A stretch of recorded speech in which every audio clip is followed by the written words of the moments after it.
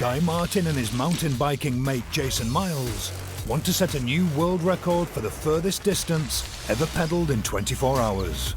Any words of wisdom? Relax. Jason's been doing some research into the history of endurance racing, which started in the 1870s on penny farthings. These lads were cycling on these things for 6 days at a time. A 6-day endurance race? Look at all them. On the penny farthings. The only way they could get them to go faster and faster and faster is to make the wheels bigger and bigger and bigger. Yeah. Breakneck speed, that's where it came from. I know that. I don't know much. But I do know that's where that came from. Because if you fell off it, you're going to break your neck. You're going to break your neck, yeah. 6-day races grew increasingly popular around the world, drawing massive crowds and offering big prize money. The events placed extreme physical and psychological demands upon the riders. Often their black coffee was laced with increasing doses of cocaine and strychnine to keep them awake and fight off hunger. Pretty rock and roll. The most successful endurance racer of the 19th century was a Brit called G.P. Mills, who smashed 19 national records.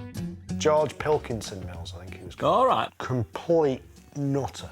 He used to take cocaine, obviously, quite openly. He used to carry a gun.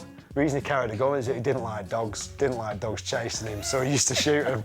In one race, he shot 5 dogs. Did he? Yeah, in France. He's not a messer. No. He did a few records. He did a tandem with his mate. 298.5 miles. Did it in 24 hours. In the 1800s? I didn't even know they had tandems in that. No, I didn't.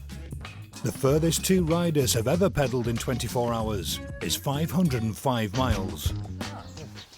If Guy and Jason are going to beat that, they're going to need a tandem. So they're off to High Wycombe to meet Mike and Miles for the big reveal of what their machine will look like. I can't get my head around it. I just can't. But have they got a plan, or are we going to discuss the plan? Well, I hope they've got a plan, because we're driving all the way to bloody High Wycombe. What's the plan then? Well, this is going to surprise you, I think. I'm gonna surprise you. Well, I don't know if I'm going to surprise you or not. Mike and Miles have worked through various concepts for the tandem bicycle, and surprisingly, their final design isn't actually a bicycle or a conventional tandem. There we go. Side by side? Side by side. It was revealed that it wasn't really going to be what we thought a tandem was going to be, one behind the other. And it's going to have 3 wheels. I must admit I like the 3-wheel design, having ridden the 2 wheels. Yes, yeah. The curved fairing creates the smoothest flow of air possible across the trike and has been designed to make the frontal area as small as possible. That will reduce aerodynamic drag, but will mean the boys are packed in like sardines. She's going to be cosy, mate. It's not the stuff of happy memories, that is. When this is over, you're going to be the best of friends, or you're not going to be talking. So that's the rear. To see just how cramped the trike will be, they knock up a static test bed. Time aboard. Yes. Okay. It's quite clever in that one of us is slightly in front of the other so that our shoulders can kind of overlap, if you like, thus making it narrower. And what should I do with this? That depends on...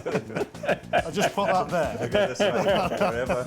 However good the shape is, the smaller we can make it, the better. And we're talking 2 human beings. They're squidged into this, quite small restricted space. It isn't going to be nice. It's going to be smelling a bit fruity in there. It's only 24 hours. That is the way to deal with it. It is only 24 hours.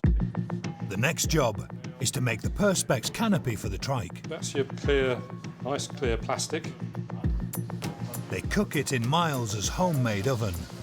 It made it out of roof insulation panels. I think a couple of cooker hobs and a big fan out of a tractor or something.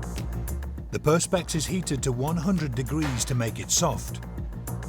Air is blown into the airtight space underneath it, and due to the difference in air pressure between that space and the air outside, the sheet gently inflates just like a balloon. Yeah, that's touching. That genuinely feels mega, though. You're going to want a little bit of sort of wiggle room. The canopy's a good fit, but there's a problem. It's acting like a greenhouse. It's getting warm now, Is it? and we're not putting a great deal of effort now. It did get quite warm straight away. This is a worry. Under a hot summer sun, the canopy could make the trike dangerously hot. And I know, like, mentally how I can do it, and my legs know they can do it, but it's just, yeah, can my body deal with the heat?